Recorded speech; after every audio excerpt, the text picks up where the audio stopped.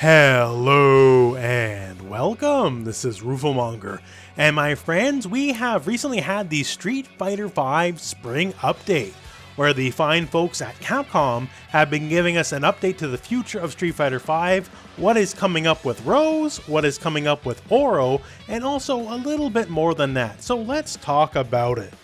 So for the Spring Update presentation, they started with Oro, so we will as well.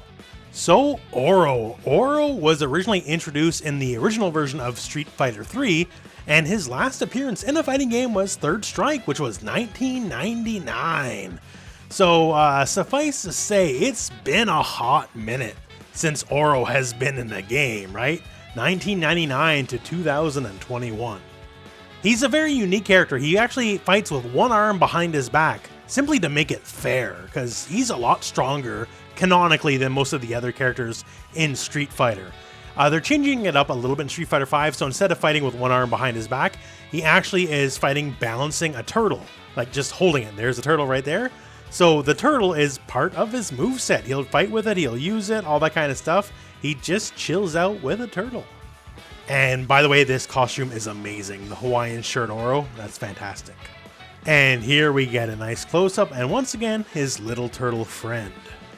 And even though Oro is a whiles away, we do get a bit of a gameplay showcase. So they show us a lot of what he is capable of here, first starting with a lot of normals, and right here, coming up. So he throws a kick out and he throws the turtle out. What happens if he gets hit? Where does the turtle go? That's one of the questions, I guess.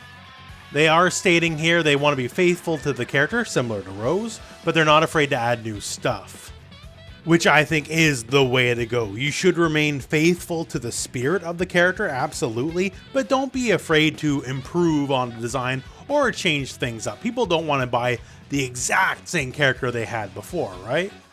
Moving onwards, we see some properties of Oro, like looks like here, this move is juggle okay. You can jump cancel it, and later on we see there's a lot more combo potential besides that as well. And getting hints at some normals like, hey, crouching heavy punch, turns out it's a solid anti-air, maybe a go too. His Street Fighter III universal overhead has been made a command normal, also seems to be able to have some combo ability on top of crushing low attack, so probably very useful. And yeah, he can double jump, so we're breaking a lot of the rules of Street Fighter as it is. But you know what, especially in these later seasons, this is now the time to get crazy if you were ever gonna. Effectively, he has all of his stuff from Street Fighter III, plus some extra bonuses, because obviously he has to engage with the V system, right? But before we get to that, he does have a new move here, and effectively it's just a big old boot, right? But one of the things here is the EX version does launch. It does have combo ability. So at the bare minimum, it'll be a decent way to burn some bar. V-skill wise, V-skill 1 is a doozy. So he basically creates a giant bouncing projectile, and he can use different angles, all that kind of stuff. And it is multi-hitting too. So it's gonna win Fireball Wars, and it's gonna mess with a lot of people's armor. So he's gonna be able to control space with this very, very well, to say the least. It's gonna be a threat. V-skill 2, he does kind of a Lindy Hop here, and then he has follow-ups from it, either P or K, each one being a different move. Now, whether or not the hop itself will have like any kind of like lower body invincibility or that kind of stuff, we don't know for sure. We'll find out. V-trigger 1 here basically just gives you a big old command grab. So his usual dunk style grab, he just goes more and more and more, and if he gets in the air, it gets even crazier. And yes, you can indeed combo into it if that's what you're looking for. V-trigger 2 is Tengu Stone. Now here's what's interesting about this. So yeah, it sends a bunch of stuff here, and it sends out to attack people. That's about what you would expect, but there's actually different elemental effects here. So the first one we had was electricity, that one was ice, the next one coming up will be fire, as you can see there. So is that just cosmetic, or does that actually mean something? I guess we'll have to wait and find out. And finally, we get just a little bit of a showcase of some bread and butter combos. So I'm sure he'll be capable of a lot more, especially with that crazy V-skill 1. But we'll have to wait and see on that. For now, this just gives us a taste of what to look forward to. Overall, though, I gotta say, pretty impressed with Oro. Definitely a very faithful translation of the character, along with just adding some cool new stuff. Moving on to Rose. So we had a look at Rose the last time around here, and we saw a lot of her specials and normals, but to go more in depth on the V system here, so V skill 1. It's pretty unique in that it's 2 separate buffs and 2 separate debuffs. So the white and red cards are buffs. Now the white card basically just gives you gauge, specifically V gauge, right? So you can either tap it and you get just a little bit of a spurt, or you can hold it and get a bunch more. Now holding it, especially for this long, probably not going to happen in a match because you're going to get your head kicked in, but still it's an option to have. And if you have the other card, the white card, that'll boost your damage. Now it seems roughly like 5-10%. It's hard to gauge just by looking at the bar. But there it is. And we have the green and purple bars. Those are debuffs, and they're unblockable. Like, you can physically block it, but it's like Fang's poison, right? If it touches, you're gonna get hit. So green lessens the opponent's damage. So it's roughly the same as like your damage boost. So like 5-10% roughly. And the purple one just basically gives much more chip and gray damage. And this one is fairly significant here if we look at the bar. Like, that's not nothing, you know? That's a decent amount more chip. But here's the thing. In and of itself, it's a little hard to control. So you can hit down and your V skill, and you'll randomly switch to them. It doesn't seem to be a set order. Like, it can just kind of be whatever.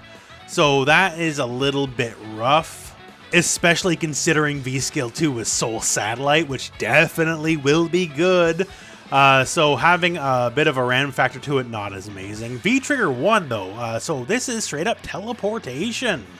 So basically, you know, Charlie, eat your heart out because, you know, your gimmick's getting stolen here.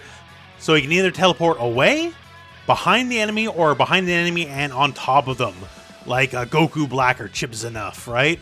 So that seems pretty useful here, and we got some case examples here, like combo ability. Definitely, you can definitely get a lot of sassy combo stuff with this, and all sorts of tricky stuff in general. Like, speaking of tricky, it is air okay as well, so you can throw an air fireball. That's a new addition for Street Fighter V for Rose, and then immediately cancel into the teleport and go from there. Like, the possibilities are very high, to say the least. V skill 2 is Soul Satellite, and if you are like me and played any amount of Rose Street Fighter 4, this is probably what you're gravitating towards. So it works the same way like you remember, and yeah, you can use it in tricky ways with the teleport, as you just saw right there. The thing is, it doesn't last very long. Now, you can summon it again to get a second one going, and yes, slide into orb. That's the whole thing. It'll still exist. Don't worry about that. And overall, it just makes her a bigger threat. It'll be good in all the ways you remember. And V Trigger 2 is a classic returning from Alpha. That is Soul Illusion. So this is your combo monkey V Trigger, for lack of a better term, right? So it doubles up everything you do, and as you see here, you get a lot of big combo examples.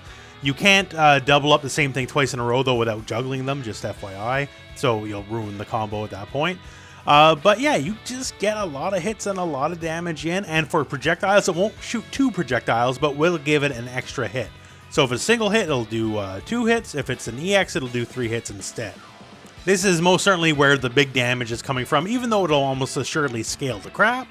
There's going to be so many hits that it'll just work out. Simply put here, combos are the name of the game with Soul Illusion. And that is a bigger look at her V system. So if you want to see a lot of the original stuff with normals and her specials, I will link that video at the end of this video so you can have a look. And the tarot cards. So about a year-ish ago, Capcom put out a bunch of official tarot card arts, and they're using them here in her win poses, which I think is pretty cool. Back in the Street Fighter 4 days, Rose, along with T-Hawk, was my main character, and I put God knows how many hours into her, and I gotta say, I'm looking forward to how she looks in Street Fighter 5. I think this is a very well done rendition of the character, and overall, thumbs up, really. We also got a look at some of the new costumes coming up. Vega, I love this costume, it's truly great. Seth, you might think, oh man, that's Geese Howard, but then, oh no, it's actually concept art from old Seth art, but then no, that concept art from the old Seth art is based off Geese Howard, so, well, there you go. And of course, Jury gets more costumes, because, yeah. And finally, we get a look at Akira, the 4th of the 5th characters coming in Street Fighter V Season 5, the one from Rival Schools. Now, to be honest with you, I barely know anything about Rival Schools. I know some of the characters, but past that, I don't know. She definitely seems to be fighting with Baji Quan style, which is very reminiscent of another different Akira, I guess you could say that. But other than that, I don't got too much to say other than wait and see. This is not my area of expertise, I'm sorry to say. That said, she looks well done, and I know a lot of people are over the moon that the fact that she's added, because Rival Schools doesn't get a lot of representation, seems to be bringing in some Rival Schools style combo ability as well. And with a little tease at the end of the stream, V-Trigger Daigo. That's her brother Daigo, not Daigo by the way, doing an Akuma style Misogi move. So I have to say, overall, it's another fantastic presentation by Capcom. They've really stepped up their game with Season 5 Street Fighter V, just communicating with the FGC as a whole, with their player base, and that's happening now with a lot of games. You know, Arc System Works doing very well as well. King of Fighters got weekly stuff, that's fantastic. Everyone's kind of doing good except for NetherRealm Studios, which, hey, hopefully we get something. It's been like 150 days now since they've said anything to us. But yeah, but Capcom, hey, they're hitting it out of the park, so I love it.